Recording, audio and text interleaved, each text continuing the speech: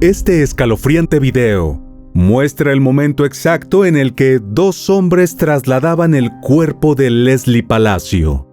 La joven perdió la vida a manos de la persona que menos esperaba, alguien en quien confiaba como si fuera su propio hermano.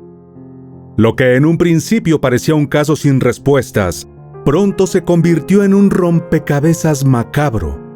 La grabación de seguridad reveló detalles clave que ayudaron a desenmarañar el crimen. Sin embargo, pasó mucho tiempo antes de dar con el paradero del verdadero responsable, quien logró permanecer prófugo de la justicia durante 4 largos años. Te invitamos a ver hasta el final del video la historia detrás de la incansable búsqueda de la verdad y la lucha por la justicia en un caso que estremeció a toda una comunidad. El caso de Leslie Palacio. Las huellas, los rastros, los indicios y las evidencias ayudan a los investigadores a resolver los crímenes. El pasado de la víctima y del victimario nos ayudan a comprender su comportamiento. Todo esto forma parte del expediente criminal. Y aquí te lo presento. Soy Ángel y te doy la bienvenida a este canal. Antes de empezar con el video, recuerda suscribirte y activar la campanita para que recibas una notificación cada vez que suba algo nuevo. Tampoco se te olvide al terminar dejarnos tu me gusta. Sin nada más que agregar, acompáñame a conocer todos los detalles de este expediente criminal. Si eres fan de los casos criminales y la investigación policial, te sugiero que compres el libro En el laberinto de sombra, ya disponible en la versión de tapa blanda e ebook en Amazon. Encontrarás el enlace en la descripción de este video y en un mensaje fijado. Leslie Palacio nació el 5 de mayo de 1998 en la ciudad de Las Vegas, en Nevada, Estados Unidos. Era hija de Araceli Palacio, una mujer mexicana que, con esfuerzo y determinación, trabajaba en el servicio de limpieza de casas para sacar adelante a sus hijas. Leslie era la segunda de 4 hermanas: Kaylee, Ashley y Kareli.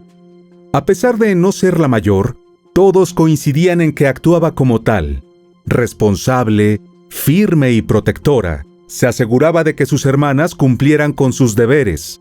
Además, les preparaba la comida y estaba pendiente de que no les faltara nada. Dando ejemplo de responsabilidad, desde la secundaria comenzó a dividir su tiempo entre el estudio y el trabajo. Se la conocía por su energía, su carácter solidario y su determinación para salir adelante. Leslie soñaba con convertirse en enfermera, y al graduarse no lo dudó. Se inscribió en la universidad para estudiar la carrera que le apasionaba. Leslie no solo pensaba en su propio futuro, soñaba con ver a sus hermanas alcanzar sus metas y que toda la familia, incluida su madre, tuviera una vida mejor.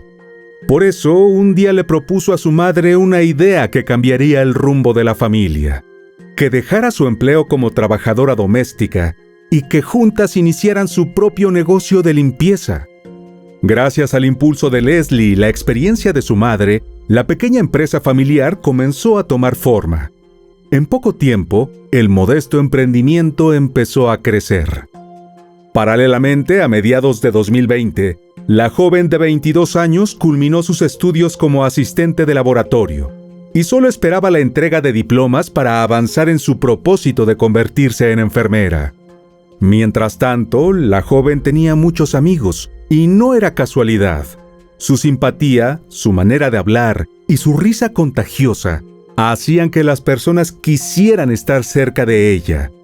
No era de aquellas que buscaban atención, sino de las que destacaban por la energía natural que irradiaba. Entre todas las amistades que cultivó a lo largo de su vida, hubo una que destacaba sobre el resto: su relación con Eric Rangel Ibarra, un joven 3 años mayor que ella, con quien prácticamente había crecido desde la infancia. Eric era hijo de Guadalupe Ibarra y José Antonio Rangel, ambos de origen mexicano, y tenía 2 hermanas. Su familia vivía en el mismo vecindario que la de Leslie, y su vínculo iba más allá de la amistad. Guadalupe también era la madrina de la joven. La cercanía entre ambas familias era conocida por todos. Era común verlos compartiendo juegos, reuniones, celebraciones. Durante años, ese vínculo se mantuvo fuerte y constante. Pero con el paso del tiempo y a medida que las responsabilidades y el trabajo absorbían a sus madres, aquellas reuniones frecuentes comenzaron a volverse esporádicas, al punto que Araceli y Guadalupe prácticamente dejaron de hablarse. Aún así, la relación entre Leslie y Eric perduraba. Seguían en contacto con una confianza que parecía inquebrantable. Su amistad permanecía sólida, marcada por los recuerdos compartidos. O al menos, eso era lo que parecía. La noche del 28 de agosto de 2020 era una más en la vida de Leslie. Tenía planes de salir con su hermana Kareli y algunas amigas que tenían en común. Pero mientras se arreglaba, se le fue el tiempo. Para cuando estuvo lista, el grupo ya se había ido sin esperarla. Fue entonces cuando se le ocurrió una idea alternativa y le escribió a Eric para hacer algo juntos. Cerca de la medianoche, decidieron ir a un bar en Las Vegas. Durante toda la velada, Leslie mantuvo contacto con su hermana por mensajes. Le contaba cada paso que daban, que primero habían ido a cenar a un casino y luego se trasladaron a otro lugar. Todo parecía estar en orden, hasta que, entrada la madrugada, Leslie envió un mensaje inusual a su hermana, en el que le decía que tenía algo importante que contarle. Desde ese momento, el teléfono de Leslie dejó de emitir señal, como si de un instante a otro se hubiera apagado. Eran alrededor de las 4 de la madrugada cuando Araceli se despertó con una inquietud inexplicable, como si algo dentro de ella supiera que algo no estaba bien. A esa hora también le envió un mensaje a su hija, pero no obtuvo respuesta. Al amanecer, la preocupación se convirtió en alarma y su corazonada comenzó a tomar forma. Leslie no había regresado a casa para dormir.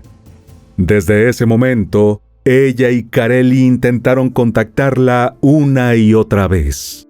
Pero el teléfono seguía igual, apagado, sin señal, enviándolas directo al buzón de voz.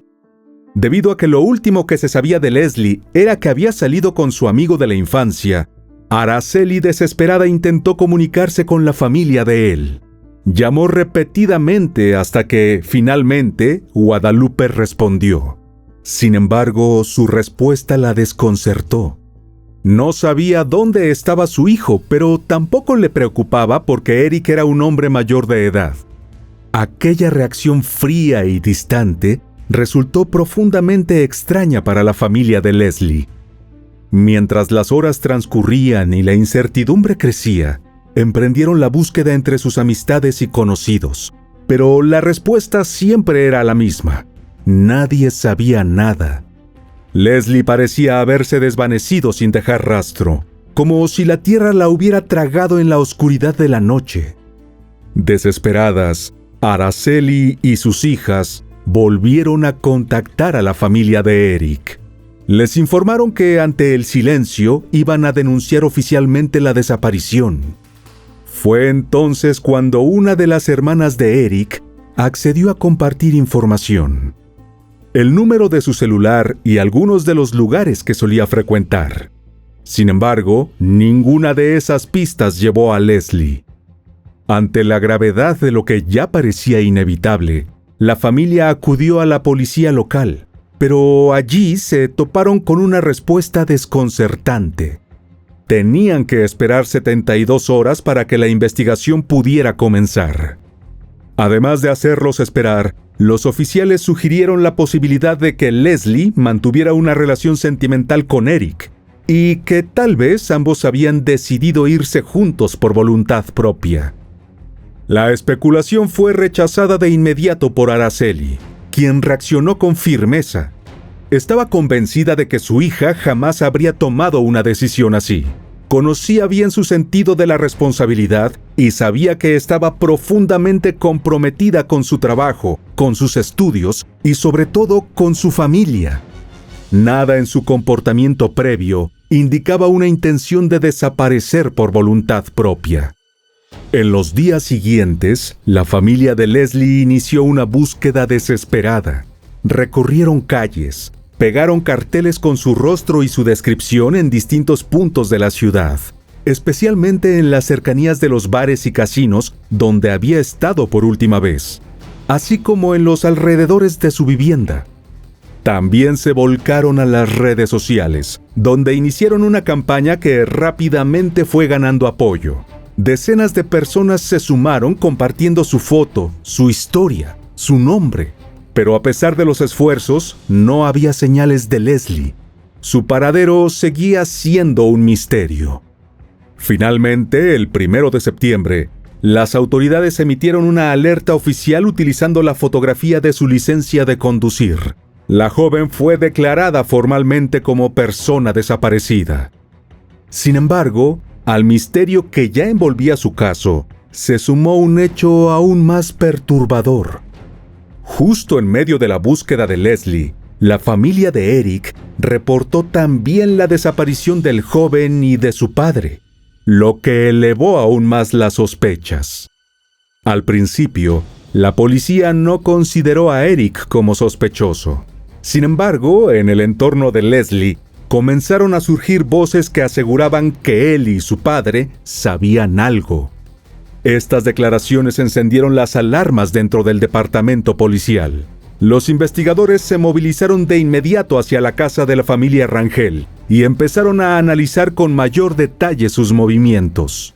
Durante las entrevistas realizadas en el vecindario, varios vecinos confirmaron haber visto días antes a Eric y a su padre salir apresuradamente con maletas. También relataron que poco después, la madre y las 2 hermanas del joven comenzaron a vaciar la vivienda. Sacaban muebles, objetos personales y decoraciones, mientras camiones de mudanza llegaban al lugar. Todo indicaba una salida planificada, una retirada silenciosa en medio del creciente desconcierto que rodeaba la desaparición de la chica. Sin embargo, cuando los investigadores intentaron interrogar a las mujeres de la familia, todas se acogieron a su derecho a guardar silencio. Esa actitud levantó aún más sospechas. Resultaba difícil de comprender que, siendo una familia tan cercana a Leslie, no mostraran disposición para colaborar en su búsqueda. La negativa en un momento tan crítico reforzó la hipótesis de que algo grave había ocurrido y que posiblemente estaban intentando ocultarlo. Si bien hasta ese momento las autoridades aún no podían confirmar que se hubiera cometido un crimen, la investigación comenzó a tomar un rumbo más definido. Los detectives decidieron rastrear todas las llamadas y mensajes enviados por Leslie el día de su desaparición. Fue así como lograron identificar uno de los últimos lugares donde había estado: un casino-hotel ubicado al suroeste del área metropolitana de Las Vegas, al que había acudido en compañía de Eric. Las cámaras de videovigilancia entregadas por el personal del lugar mostraban a Leslie caminando junto a Eric y más tarde compartiendo una cena en completa calma. Nada en su comportamiento parecía fuera de lo normal. Luego, alrededor de las 2 de la madrugada, ambos fueron captados saliendo juntos del lugar a bordo del vehículo de Eric.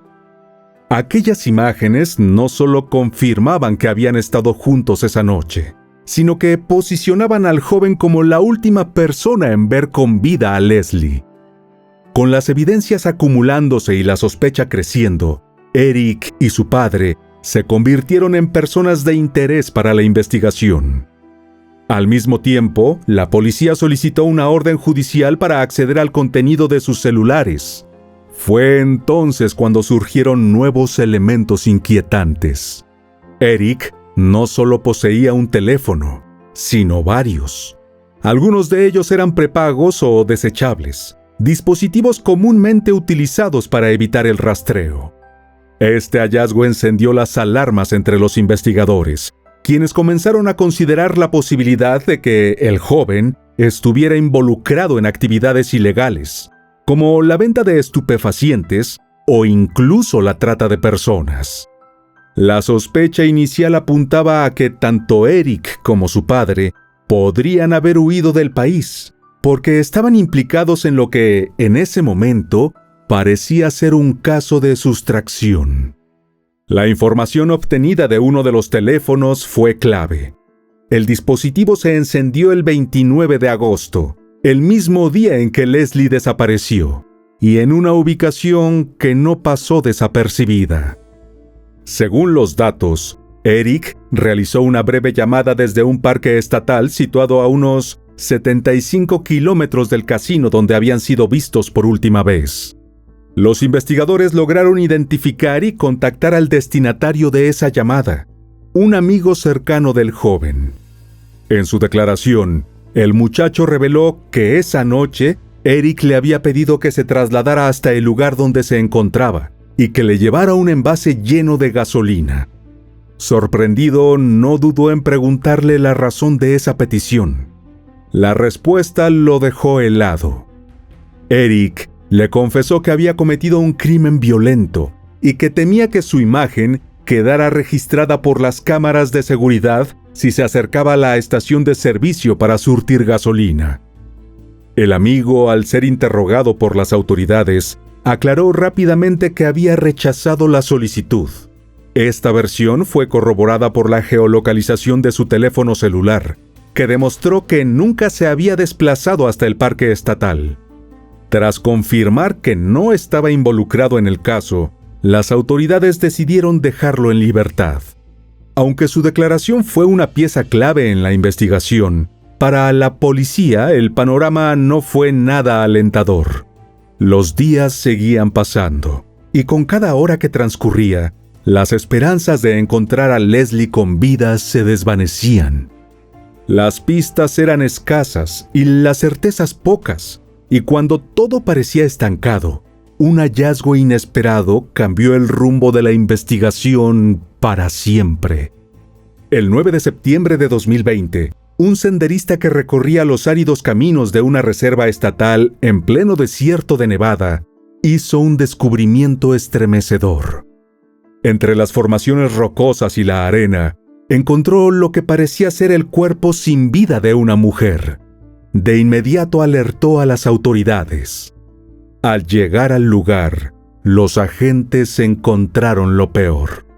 Un cadáver en avanzado estado de descomposición, semidesnudo, y que solo llevaba puesta su ropa interior mal colocada. También parecía estar medio quemado, lo que dificultó aún más su identificación. La escena era tan perturbadora como reveladora, y marcaría un antes y un después en la investigación. Cerca del cuerpo, los agentes encontraron un pantalón que coincidía con la vestimenta que Leslie había llevado la noche de su desaparición. Además, observaron huellas y marcas en la tierra que indicaban claramente que el cuerpo había sido arrastrado, como si alguien hubiese intentado ocultarlo. Luego de ser trasladado hasta los laboratorios forenses, un primer análisis de ADN confirmó lo peor.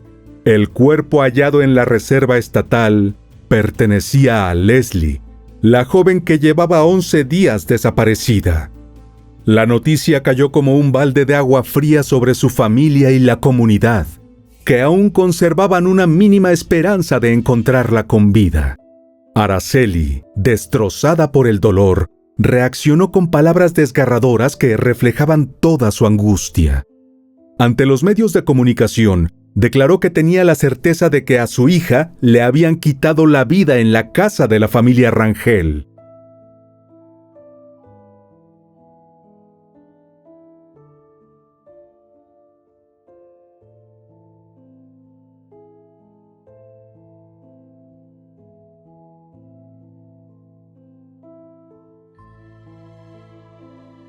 Cabe destacar que el cuerpo fue encontrado en la misma zona donde días antes se había rastreado la llamada telefónica de Eric. Esta coincidencia reforzó las sospechas en su contra y llevó a las autoridades a emitir una orden de captura contra él y su papá.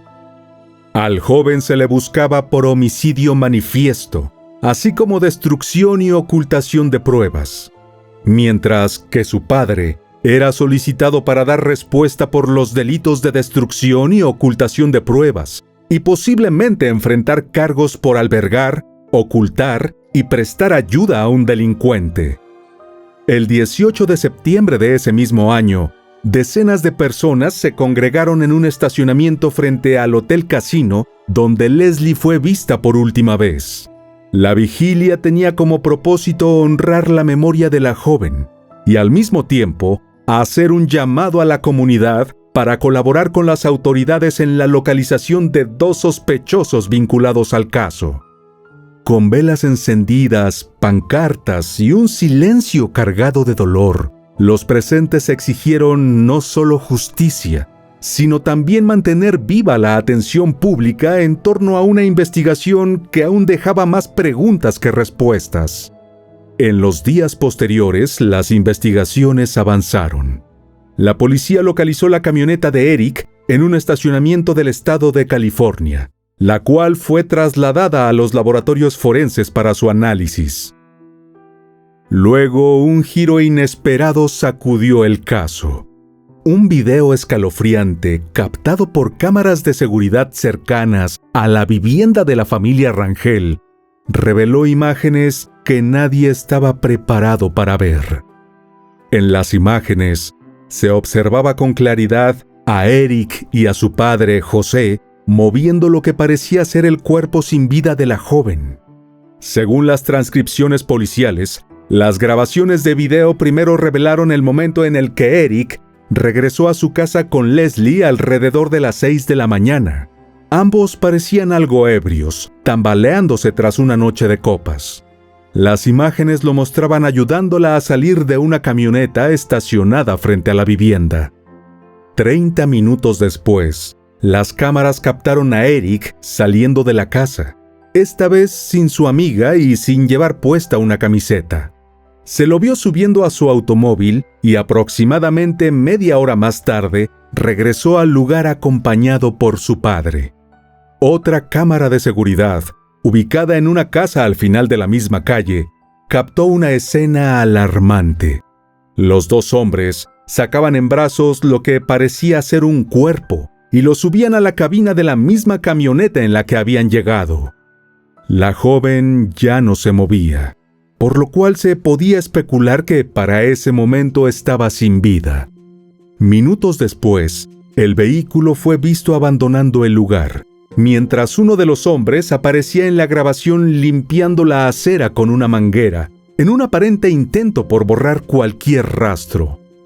Los medios de comunicación no tardaron en hacer eco del hallazgo, y para sorpresa de muchos, fue a través de las noticias que la familia de la joven se enteró de las imágenes del video.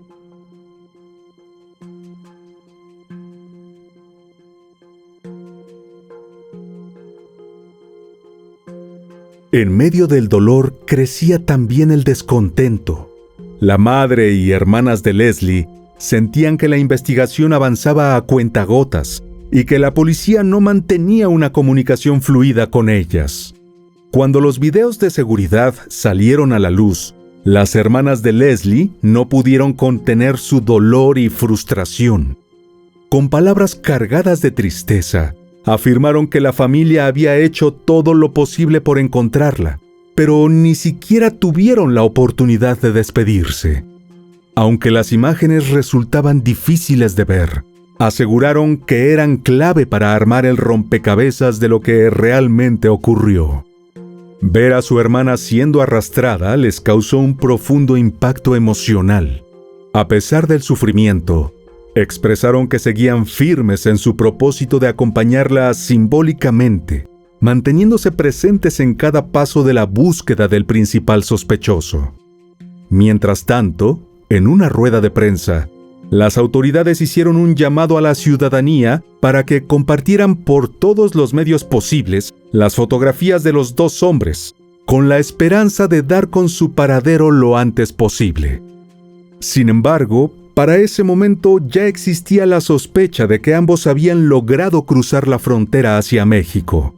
Las autoridades consideraban esta posibilidad con seriedad, ya que se sabía que tenían lazos familiares en los estados de Jalisco y Durango, lo que podía facilitar su escondite y dificultar su captura. En los días siguientes, la policía obtuvo una orden de allanamiento para ingresar a la vivienda de la familia Rangel. Durante la inspección, los investigadores centraron su atención en la habitación de Eric, donde hallaron varias manchas que, tras ser analizadas, resultaron ser de sangre humana. Sin embargo, las autoridades nunca confirmaron públicamente si las pruebas de ADN vincularon esa sangre directamente con Leslie. Pocos días después, el comportamiento de la madre y las hermanas de Eric generó aún más preocupación entre las autoridades. Sin ofrecer explicaciones, abandonaron repentinamente la vivienda familiar con rumbo desconocido. Desde entonces no volvieron a responder llamadas ni de la policía ni de amigos o conocidos, lo que incrementó las sospechas de que podrían estar ocultando información clave para esclarecer el caso. A pesar del comportamiento evasivo de la madre y las hermanas de Eric, otros familiares decidieron colaborar con la investigación. Relataron que en los días posteriores a la desaparición de Leslie, tanto Eric como su padre se habían acercado a ellos pidiendo apoyo para cruzar la frontera hacia México. Ante la existencia de una orden de detención en su contra, los parientes se negaron a ayudarlos, o al menos eso fue lo que aseguraron a las autoridades. A casi 5 meses del crimen, parecía que el caso estaba destinado a quedar sin respuestas. Pero entonces un movimiento inesperado cambió el rumbo de la investigación. Alguien decidió dar un paso que nadie veía venir. El 18 de enero de 2021, José, de 45 años, finalmente se entregó a las autoridades. Fue detenido en la frontera entre Estados Unidos y México, específicamente en un punto de San Diego, California. Según algunas versiones periodísticas, su captura se logró gracias al rastreo de uno de sus dispositivos tecnológicos, que permitió a los investigadores ubicarlo en la zona. Según otros, el hombre atravesó la frontera y decidió entregarse por su voluntad. Fue trasladado hacia un centro penitenciario de Nevada. Durante la audiencia de José, quien enfrentaba cargos por encubrimiento y destrucción de evidencia, este afirmó inicialmente que Leslie no había sido víctima de un crimen. Según su declaración, su hijo la había llevado a casa después de pasar la noche juntos, y ella perdió la vida debido a una sobredosis de drogas. Sin embargo, la fiscalía presentó ante el gran jurado toda la evidencia disponible. Registros telefónicos y el video que mostraba claramente a ambos hombres moviendo el cuerpo de Leslie la mañana siguiente al presunto crimen. Con todas las pruebas, la fiscalía desmontó por completo su versión. Posteriormente, José cambió su declaración y admitió que había visto el cuerpo cuando su hijo lo arrastró por las escaleras de la casa sobre una sábana. Finalmente, se declaró culpable y aceptó haber ayudado a Eric a deshacerse del cuerpo, lo que selló su implicación en el crimen y dejó en evidencia la gravedad de su colaboración en la ocultación del delito. José fue sentenciado a 728 días en prisión. Sin embargo, al momento de anunciarse la sentencia, ya había cumplido 205 días en detención preventiva, los cuales fueron tomados en cuenta para el cumplimiento total de la pena. Uno de los cuestionamientos más angustiantes que se hacía la madre de la joven tenía que ver con la versión de la supuesta sobredosis. No entendía, según declaró a los medios de comunicación, cómo era posible que, si su hija estaba en peligro, nadie llamara a los números de emergencia para pedir ayuda. Para ella, esa omisión era tan grave como reveladora. Nunca estuvo de acuerdo con las declaraciones de José ni con la narrativa que intentaba minimizar lo sucedido. Por el contrario, sospechaba que su hija había sido víctima de un abuso sexual antes de perder la vida, y temía que le hubieran puesto algo en su bebida sin que se diera cuenta. En sus palabras, cargadas de dolor e impotencia, la madre de la joven admitía que desconocía las razones exactas detrás del crimen. En ese momento solo podía especular sobre los motivos que habrían llevado a alguien a hacerle tanto daño a Leslie. Sin embargo, había algo que no lograba quitarse de la cabeza. Según relató, Eric había estado intentando conquistar a Leslie durante un largo tiempo. Creía firmemente que esa obsesión no correspondida pudo haber sido el detonante de la tragedia. Sea como fuere, lo cierto era que el responsable de que su hija ya no estuviera con ellas seguía prófugo. Para la madre, cada día sin respuestas era una nueva herida. Solo quería que la búsqueda avanzara, que las autoridades no se detuvieran y que finalmente se hiciera justicia. Los meses avanzaron sin rastros del paradero de Eric, y la falta de respuestas definitivas alimentaba las dudas y la angustia de la familia, que además de enfrentar el dolor de la pérdida, debió lidiar con un sistema que avanzó a un ritmo desesperadamente lento. El 19 de mayo de 2021, cuando ya habían pasado casi 9 meses desde el crimen, la oficina forense comunicó que no podía determinar qué le había quitado la vida a la joven. Según el informe forense, la causa y la forma de muerte se registraron como indeterminadas, lo que significaba que no había suficientes pruebas en el cuerpo para establecer con claridad cómo había fallecido la joven.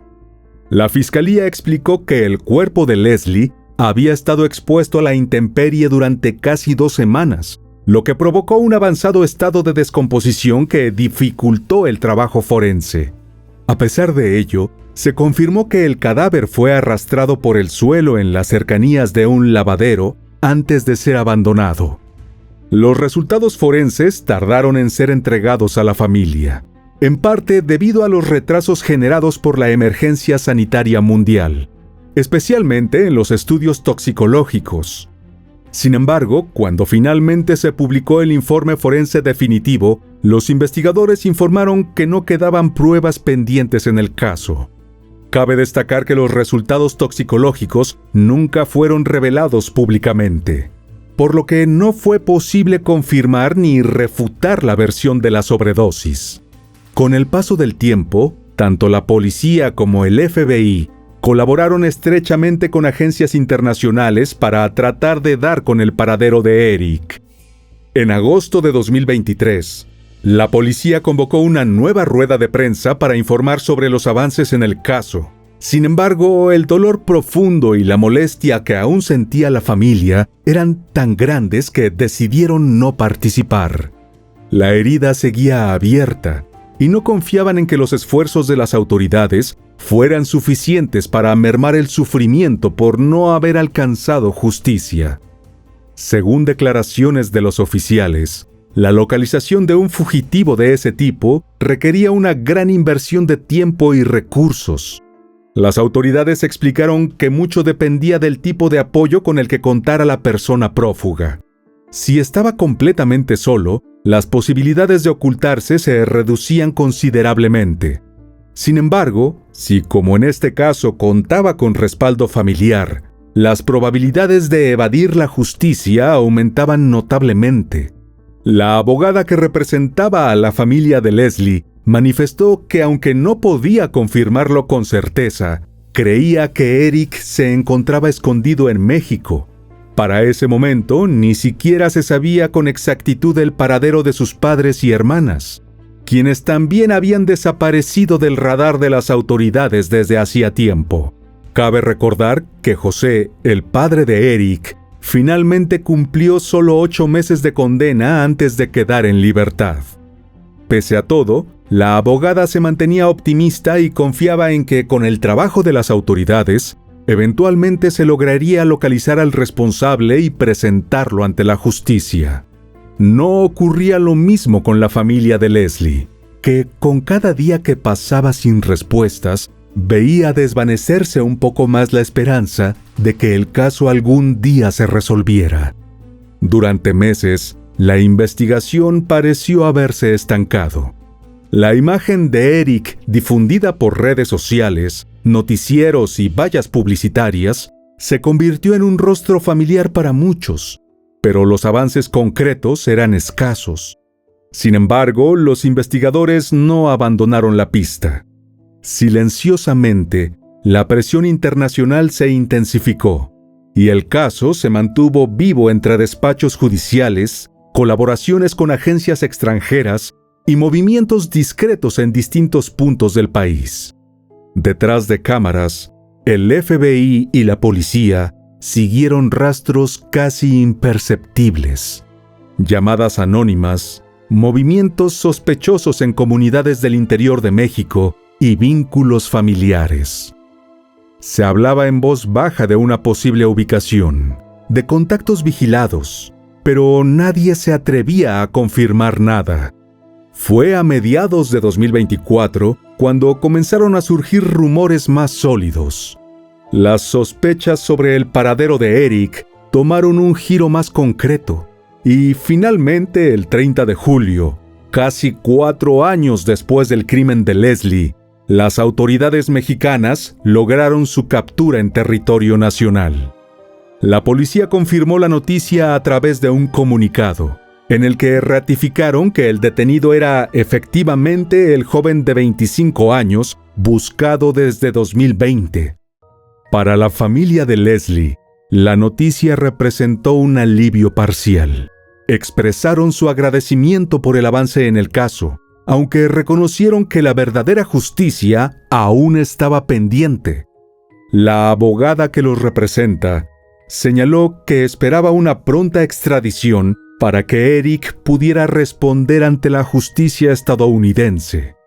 No obstante, al cierre de esta investigación, el proceso legal para su traslado seguía en curso y se encontraba ralentizado por los complejos procedimientos internacionales que implica una extradición. La espera continuaba, pero ahora con una nueva luz al final del camino. Y bueno, querido oyente, hasta aquí el caso de hoy. Te espero en otra entrega para que juntos analicemos todos los detalles de los más terribles crímenes de la historia. Nos vemos hasta el otro expediente criminal. ¡Adiós!